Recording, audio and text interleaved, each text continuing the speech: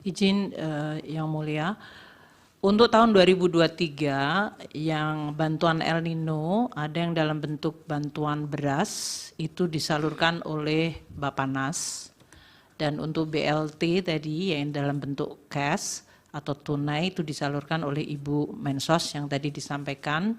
Sudah ada anggarannya, itu ada tambahan, jadi kita memberikan tambahan di tengah tahun anggaran 2023, namun sudah mendapatkan persetujuan juga dari DPR. Namun di dalam mekanisme anggaran bisa saja sumber anggaran itu ada di dalam cadangan bendahara umum negara, dan di situ bisa digunakan pada saat negara atau ekonomi menghadapi suatu situasi di mana dibutuhkan suatu tambahan anggaran. Dan mekanisme yang dilakukan kami mengambil dari bendahara umum negara kemudian disalurkan seperti yang BLT El Nino. Untuk 2024 itu yang sudah dieksekusi dan sudah dianggarkan adalah yang adalah bantuan pangan yang ada di Kementerian di Bappenas. Itu yang 10 kilo untuk 6 bulan. Sedangkan yang BLT El Nino 2024 belum dieksekusi atau tadi namanya menjadi mitigasi risiko pangan. Itu yang dimungkinkan Kemensos pun akan bertambah.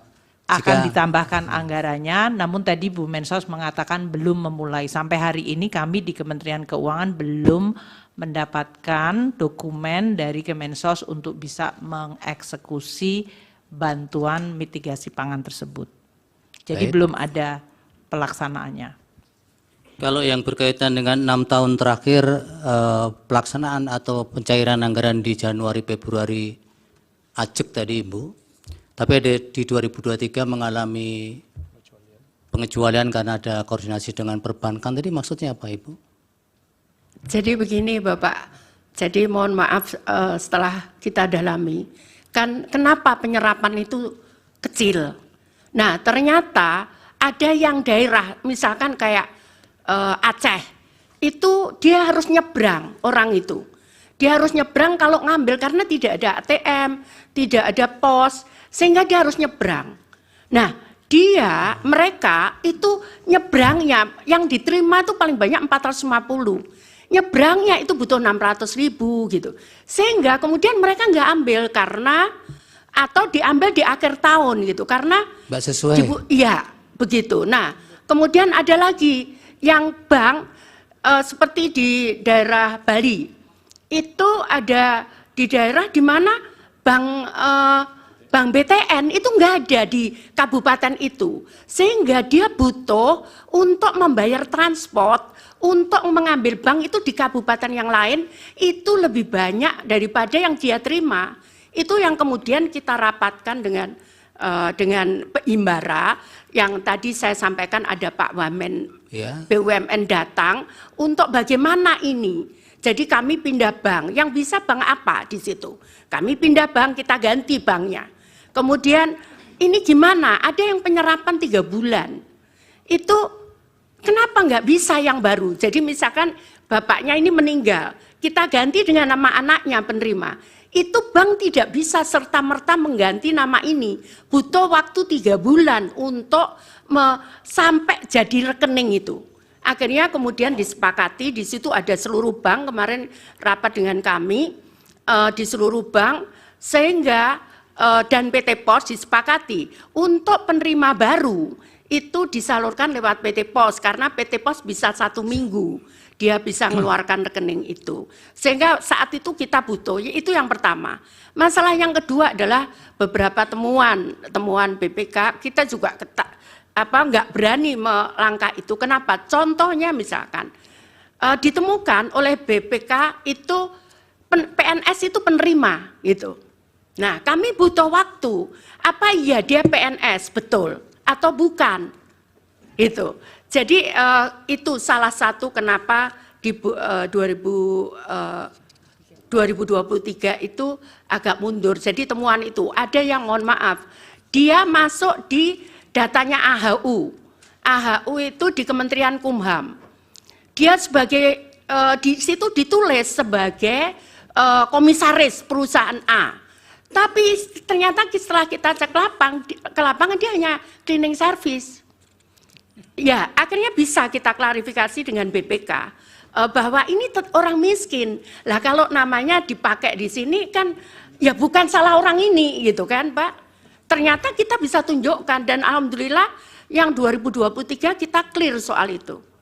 Kita clear yang PNS itu memang harus kita serahkan ke daerah karena di daerah itu tidak, PNS itu tidak hanya di daerah itu, bukan hanya kewenangan daerah seperti guru, kemudian PNS di daerah, tapi ada PNS di kejaksaan, ada PNS di kepolisian, ada PNS di pengadilan, sehingga mereka mengembalikannya juga butuh proses waktu. Namun kemudian nggak bisa saya putus, ini harus jalan kita.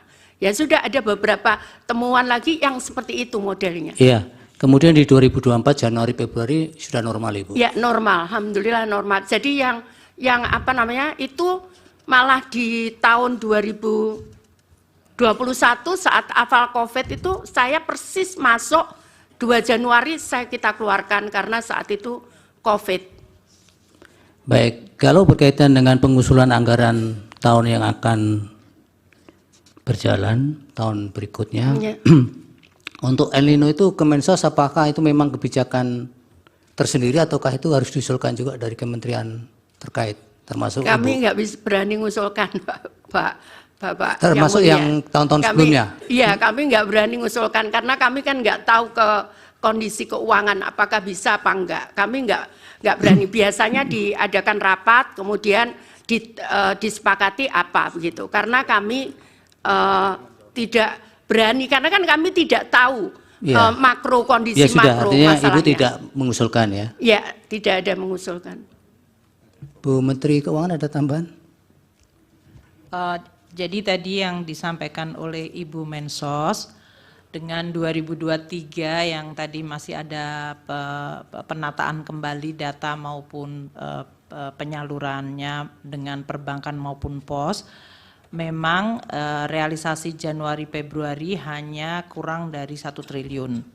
Sementara pada Januari Februari di tahun-tahun biasanya itu bansos yang dari Kemensos pencairannya itu tertinggi pada tahun 2021 yaitu 19,1 triliun dan untuk tahun 2024 itu 12,8. Jadi yang mulia Ketua Hakim, kami kemudian memang menunjukkan seolah-olah ada lonjakan dari bansos Kemensos di tahun 2024, padahal itu karena basisnya di 2023. Mengenai bantuan El Nino itu diputuskan pada ratas atau rapat intern Bapak Presiden bersama beberapa menteri.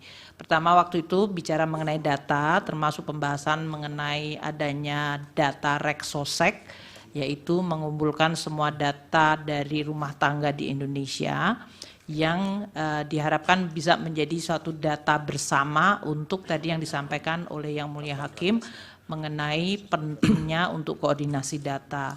Kemudian juga dibahas mengenai kondisi El Nino yang menyebabkan produksi beras dan harga beras yang meningkat, sehingga kemudian diputuskan untuk memberikan tambahan itu sejak tahun 2023.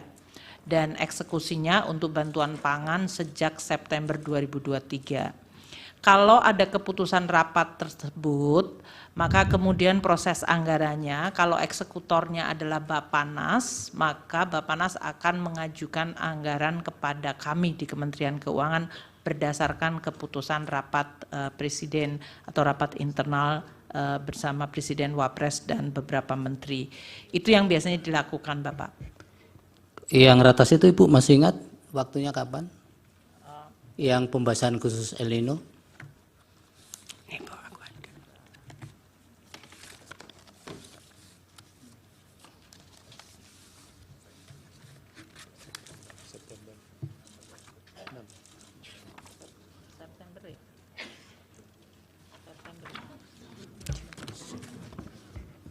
Apa yang 6 November ini Ibu? Yang 6 November ya, betul. Betul ya. 6 November. Betul.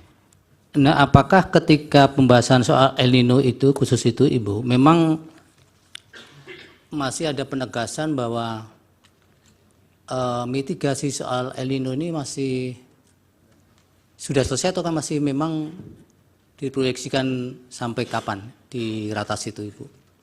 Jadi waktu kita, ini beberapa kali rapat ya, kami Ya. biasanya mengevaluasi. Jadi waktu pembahasan biasanya kemudian diputuskan untuk memberikan bantuan. Bahkan di tahun 2023 waktu itu pun dibuat 3 bulan dulu, September, Oktober, November.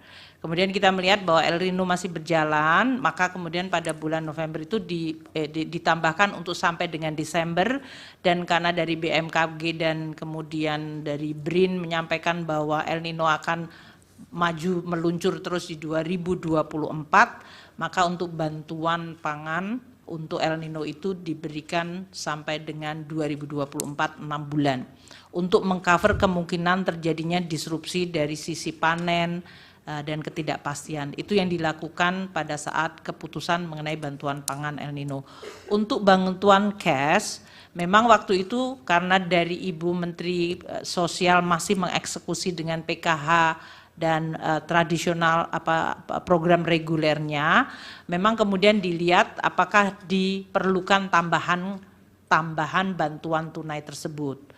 Kami juga menyampaikan selalu kepada Bapak Presiden dan para menteri seperti biasa, Bapak, anggaran itu kan bukannya tidak terbatas. Jadi kami biasanya selalu cenderung sangat hati-hati untuk kita melihat dan memang apakah betul-betul diperlukan.